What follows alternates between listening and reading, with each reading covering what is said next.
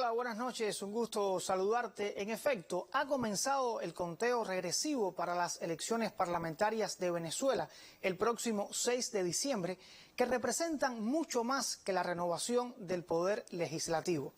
La trascendencia de estos comicios solo se puede entender si echamos un vistazo a lo ocurrido en la Asamblea Nacional durante los últimos 5 años, es decir, desde el 2015, cuando la oposición ganó la mayoría de los escaños. Desde entonces, la bancada contraria al gobierno se dedicó a obstruir la actividad política e incluso aprobó leyes inconstitucionales. Recordemos el proyecto macabro de privatizar la misión vivienda, pero además esos diputados prácticamente aplaudieron las sanciones internacionales contra Venezuela y desconocieron al presidente electo Nicolás Maduro.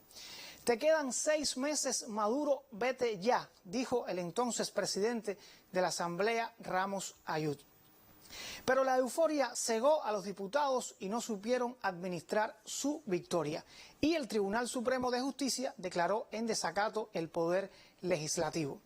También olvidaron que la nueva Constitución venezolana, promovida por Hugo Chávez en 1999, impide que se produzca una crisis de Estado y prevé la figura de la Asamblea Nacional Constituyente.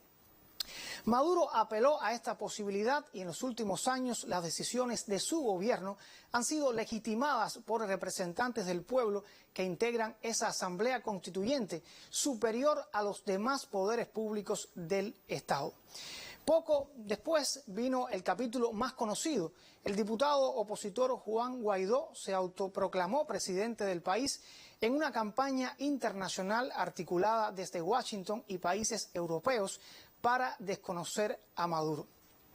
Sin embargo, nada de esto ha podido con el chavismo, que sigue gobernando en el Palacio de Miraflores.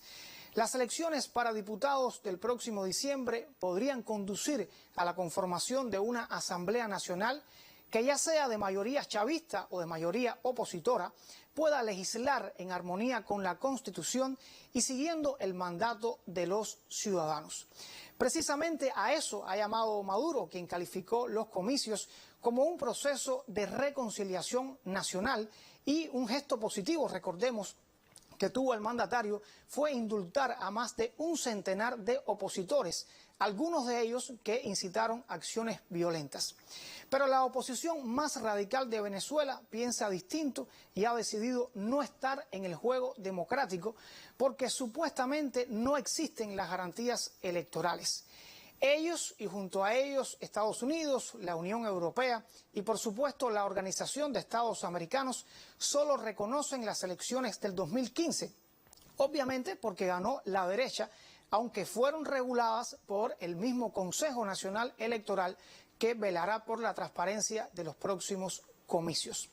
Sin embargo, hay sectores de la oposición que han optado por participar, y esto es favorable, en un país con una tensa situación económica que necesita de una Asamblea Nacional comprometida con el diálogo político por sobre la confrontación a toda costa.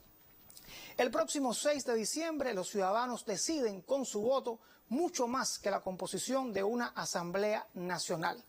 O le conceden un soplo de aire fresco a un gobierno asediado internacionalmente que necesita de ciertos consensos internos, o apuestan por la oposición que solo tiene un objetivo claro: derrotar a Maduro, empeño en el que sin dudas han fracasado.